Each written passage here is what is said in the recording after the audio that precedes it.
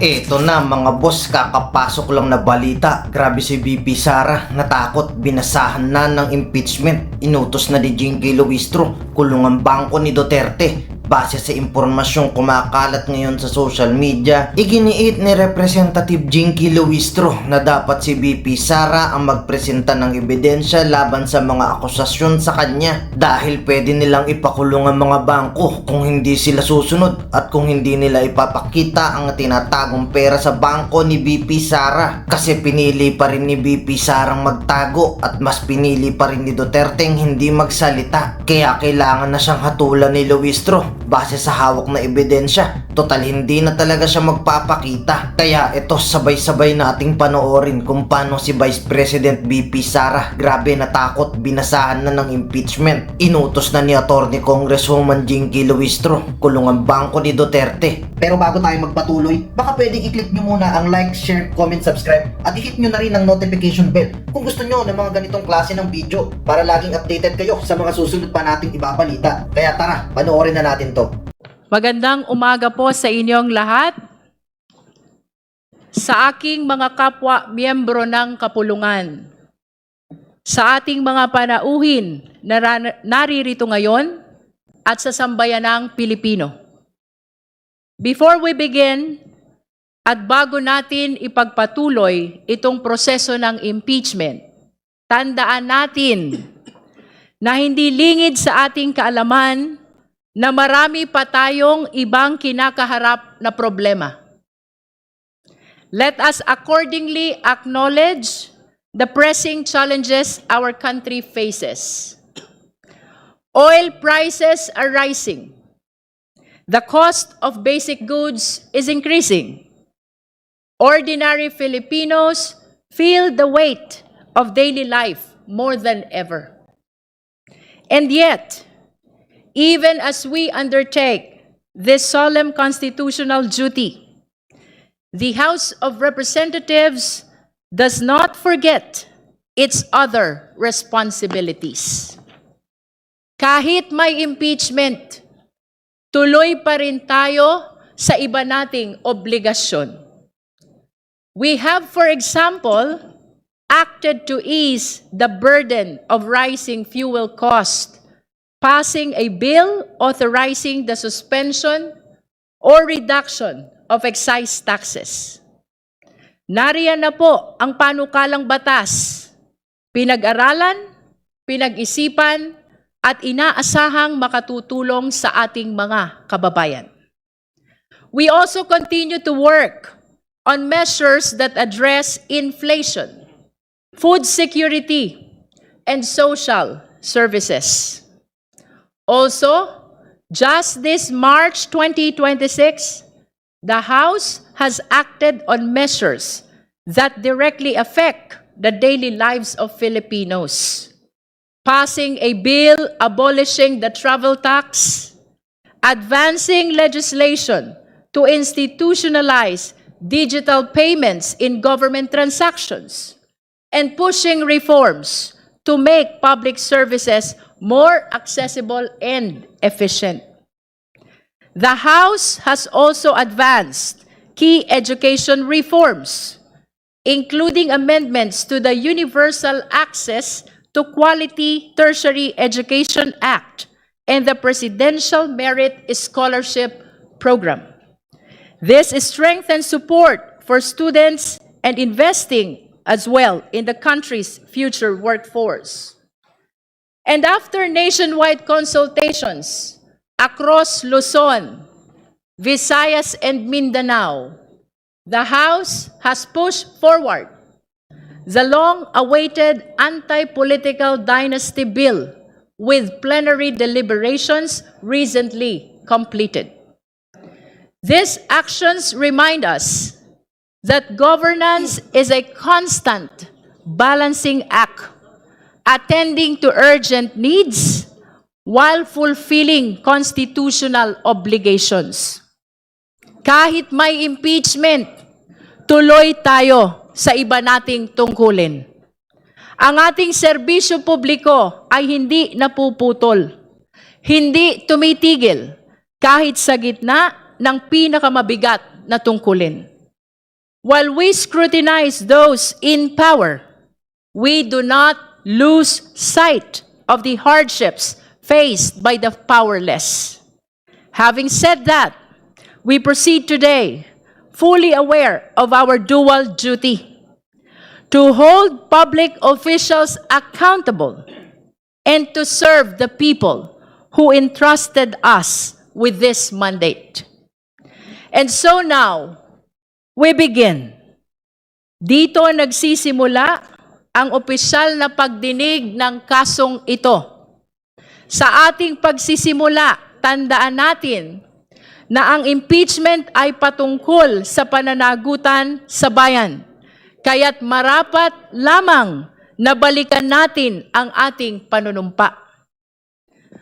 I do solemnly swear that I will faithfully and conscientiously fulfill my duties, preserve and defend the Constitution, execute its laws, do justice to every man, and consecrate myself to the service of the nation. Madaling bigkasin, pero mahirap panindigan. Hindi ito simpleng ritual. Ito ay isang pangako, isang panata ng pananagutan, hindi lamang sa batas, kung hindi sa bayan. Let me lay out the agenda for today.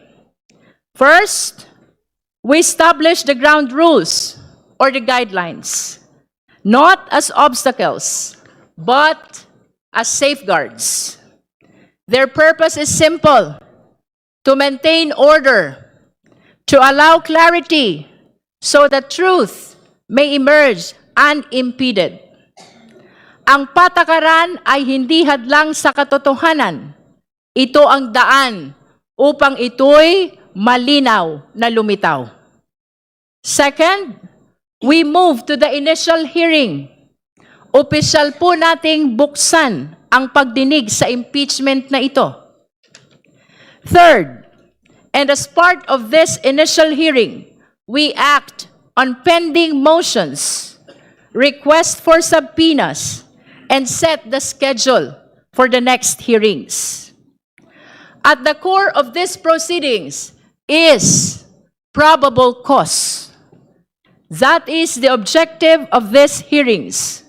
We shall determine whether there is probable cause for impeachment. Ngunit, paano ba natin masasabi na merong probable cause? Let us be clear. This is not the probable cause of criminal procedure. Impeachment is not a criminal trial. It is a constitutional and policy exercise entrusted not to the courts, but to the House of Representatives. As we have seen in previous proceedings against Ombudsman Mercedes Gutierrez, the classical legal definition of probable cause was not applied. And for good reason. Impeachment calls for judgment, not mere calculation. It asks not only what can be proven, but what can be justified before the people. As the late Father Joaquin Bernas said, impeachment is about what is best for the country. Hindi lang ito tanong ng kung ano ang nasa batas. Ito rin ay tanong ng kapakanan ng bayan. Consider the ground of betrayal of public trust. What does it mean? Can it be reduced to a single act? A measurable threshold? Or is it something more? Something felt as much as it is proven? Paano mo susukatin ang pagtataksil sa tiwala? Sa bilang ba ng ebidensya o sa bigat ng paglabag? We are confronted with serious allegations, threats against the President, accumulation of ill-gotten wealth, SAL and violations, misuse of confidential funds, disregard of safeguards for transparency, and defiance of constitutional process. These are not trivial matters. They go to the very heart of public trust. May mga kasalanang hindi kailangang ipaliwanag, ramdam agad ng taong bayan. The truth is, betrayal of public trust resists rigid definition. And if the standard is not mechanical, neither can the threshold to examine it be mechanical.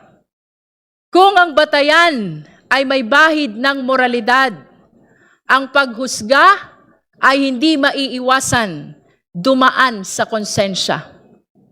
Conscience becomes our guide, not as a substitute for evidence, but as its interpreter. Evidence tells us what happened. Conscience tells us what it means. Ang batas ang nagbibigay ng balangkas. Ang konsensya ang magbibigay ng kahulugan. Therefore, to determine probable cause is to listen, to weigh, and to decide, not by rigid formulas alone, but by what is just and right for the Filipino people. Ngunit malinaw sa atin, ang araw na ito ay simula pa lamang. Sa mga darating na linggo, sa mga susunod na pagdinig, hihimayin natin ang mga aligasyon isa-isa. Susuriin ang bawat ebidensya. Magtatawag tayo ng mga testigo. Pakikinggan ang bawat argumento at titimbangin ang depensa. Today is just the beginning of a process that demands patience, discipline, and vigilance. At sa prosesong ito, sisikapin nating maging tapat, hindi lamang sa batas, kundi sa sambayanang Pilipino. And in the search for probable cause, let us remember that what we are conducting here is merely investigative in nature, where the question is not guilt, but whether there is sufficient basis to proceed to trial in the Senate. At this stage, in this committee, there is no deprivation. No one is being removed from office here. No one is being disqualified. No final judgment is being rendered. Those consequences, if they are to come at all, arise only in the Senate, where the trial is held, where the evidence is fully ventilated, and where the full measure of due process applies. But this is not to say that due process is absent here. Far from it. We have to remember that whatever we do here in the committee must always be in accordance with the Constitution, particularly the demands of due process. The Vice President has been invited to participate. She is reportedly prepared for a full-scale legal battle, a bloodbath, as it has been described, assembling a very large team of lawyers. She is apparently ready to face the accusations and defend herself at length. And yet it appears she will not even participate. We recall the words of Justice Antonio Tiham in the previous impeachment against Chief Justice Maria Lourdes Sireno. Failure to participate in the hearings before the Committee on Justice is tantamount to a culpable violation of the Constitution. Ayon sa pananaw na iyon, ang hindi pagharap sa proseso ay maaaring ituring na patuloy na paglabag sa saligang batas. Ang tanong ngayon, maaari rin ba nating sabihin ito sa Vice Presidente? Let us remember, the Vice President took the same oath. I do solemnly swear that I will faithfully and conscientiously fulfill my duties, preserve and defend the Constitution, execute its laws, do justice to every man, and consecrate myself to the service of the nation.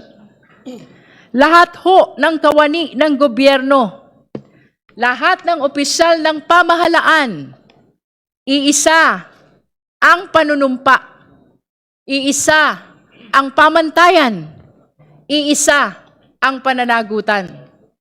Ang panunumpang ito ay hindi lamang pangako ng panunungkulan. Ito ay panata ng pagharap sa pananagutan at paggalang sa saligang batas. Dito sa komite, susundan natin ang saligang batas. Hindi natin tatalikuran ang ating tungkulin. Iyan ang inaasahan ng taong bayan. Hindi pag-iwas, kundi pagharap. Hindi katahimikan, kundi pananagutan. Sapagkat ang panunumpa ay hindi lamang binibigkas sa simula. Ito ay pinatutunayan sa bawat pagkakataon na tayo ay sinusubok. So regardless of the participation of the Vice President, and even in her absence, this committee will proceed. We will do our duty with resolve, without hesitation, and without delay. The Constitution entrusts the House with the exclusive power to initiate impeachment cases. And this committee stands at the forefront of that responsibility. Tayo lamang, ang Committee on Justice lamang, ang tahasang binigyan ng ganitong tungkulin sa saligang batas. In the end, this is not merely a procedural exercise. This is a test of judgment, of conscience, and of courage. Let us proceed with diligence, with fairness, with honesty, knowing that our actions today will echo far beyond this chamber. And so we return to where we began. Sa huli, babalik tayo sa ating panunumpa. I do solemnly swear that I will faithfully and conscientiously fulfill my duties, preserve and defend the Constitution, execute its laws, do justice to every man, and consecrate myself to the service of the nation. Madaling bigkasin, pero mahirap panindigan. Ang tanong, para sa lahat ng kawani ng gobyerno, para sa lahat ng opisyal ng pamahalaan, para sa Vice Presidente, tinutupad ba natin ito? Pinaninindigan ba natin ito? Iyan ang tanong na sisimulan nating sagutin dito sa impeachment na ito. Maraming salamat po. Now we proceed to the next matter. Earlier, the Honorable Redon is manifesting a letter received from Fortune Narvasa Law Office. Now we recognize the Honorable Redon for that matter. Madam Chair, the counsels of Vice President Sara Duterte, Fortune Narvasa Salazar, and Attorney Michael Wesley Poa submitted a letter explaining the Vice President's absence today and their absence as well as counsels for the Vice President. And I will read the main basis for their objection to attending today. Under these circumstances and considering the public statements made by the chairperson, it appears that the committee intends to conduct a trial. I think, Madam Chair, the House Committee on Justice should confront this accusation squarely today. This particular position of the councils and of the Vice President herself is basically a legal word salad. Ibig sabihin po, wala po itong batayan sa katotohanan.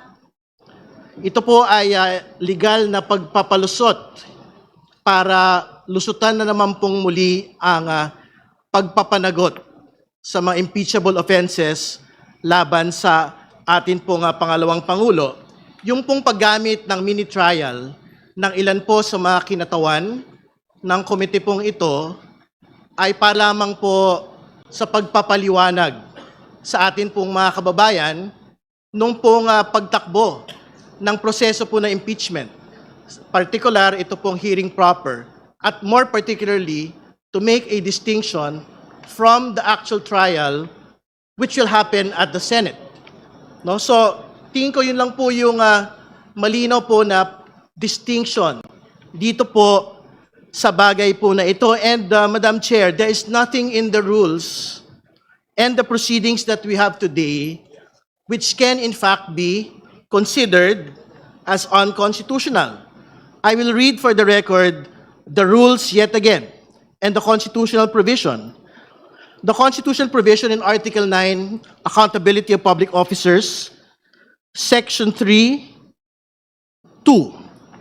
A verified complaint for impeachment may be filed by any member of the House of Representatives or by a citizen upon a resolution of endorsement by any member thereof, which shall be included in the order of business within 10 session days and referred to the proper committee within 3 session days thereafter.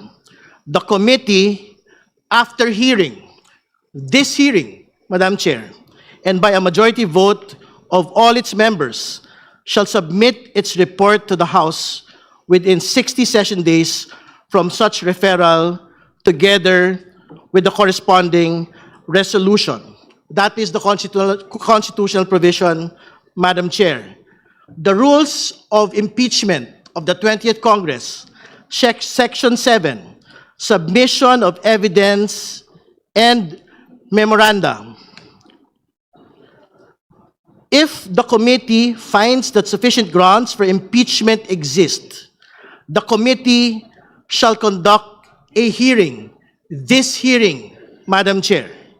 The committee, through the chairperson, may limit the period of examination and cross-examination by members of the committee. The committee shall have the power to issue compulsory processes for the attendance of witnesses and the production of documents and other related evidence. These are particular provisions which guide the hearing proper today. And therefore, Madam Chair, hearing is mentioned in both the Constitution and the rules. This is the hearing proper that is mentioned in the Constitution and the rules. And part of hearing, any hearing, is the receipt of evidence. Ang sinasabi po ng mga abogado ng pangalawang Pangulo, wala daw pong karapatan ang komite pong ito sa yugtong ito na tumanggap po ng mga ebidensya.